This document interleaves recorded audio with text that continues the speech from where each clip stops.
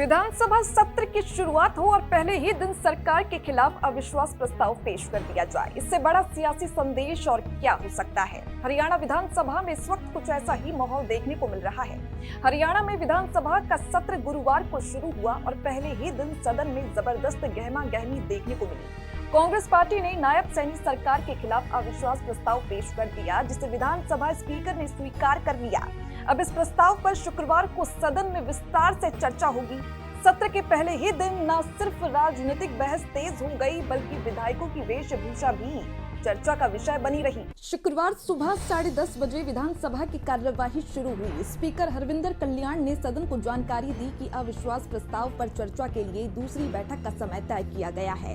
कांग्रेस सरकार को घेरने के मूड में है और कानून व्यवस्था से लेकर प्रशासन तक कई मुद्दों को उठाने की तैयारी में है। हालांकि अगर संख्या बल की बात करें तो नायब सैनी सरकार पूरी तरह मजबूत स्थिति में दिखाई दे रही है। हरियाणा विधानसभा की कुल 90 सीटों में बीजेपी के पास स्पष्ट बहुमत है।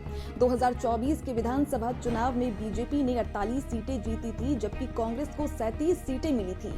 इनेलो को 2 सीटें मिली और 3 निर्दलीय विधायक भी विधानसभा पहुंचे।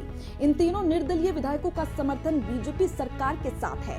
इस तरह बीजेपी के पास कुल 51 विधायकों का समर्थन है, जो सरकार को सुरक्षित बनाए हुए है।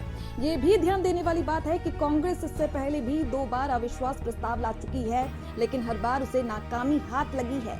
मार्च 2021 में तत्कालीन खट्टर सरकार के खिलाफ लाया गया अविश्वास प्रस्ताव गिर गया था। उस वक्त सरकार के पक्ष में 55 और विरोध में 32 वोट पड़े थे। इसके बाद फरवरी 2024 में भी कांग्रेस ने एक बार फिर अविश्वास प्रस्ताव पेश किया, लेकिन तब भी सरकार ने बहुमत साबित कर दिया। गौरतलब है कि विधानसभा चुनाव से करीब 6 महीने पहले हरियाणा की राजनीति में बड़ा उलटफेर देखने को मिला था। बीजेपी ने मुख्यमंत्री का चेहरा बदला, जेजेपी से गठबंधन तोड़ा और सरकार पर अल्पमत आने का आरोप लगे। हालांकि बाद में बीजेपी ने विधानसभा में बहुमत साबित करके सभी अटकलों पर विराम लगा दिया। इस अविश्वास प्रस्ताव से हरियाणा की राजनीति में हलचल जरूर तेज हुई है, लेकिन मौजूदा आंकड़ों को देखें तो नायब सैनी सरकार को फिलहाल कोई सीधा खतरा नहीं दिखाई दे रहा। अब सबकी निगाहें शुक्रवार की बहस, आरोप प्रत्यारोप और सियासी बयानबाजी पर टिकी हुई हैं। तो फिलहाल के लिए इस खबर में बस इतना ही। बाकी ऐसी ही तमाम खबरों के लिए आप बने रहिए हमारे साथ और देखते रहिए भारत अपडेट।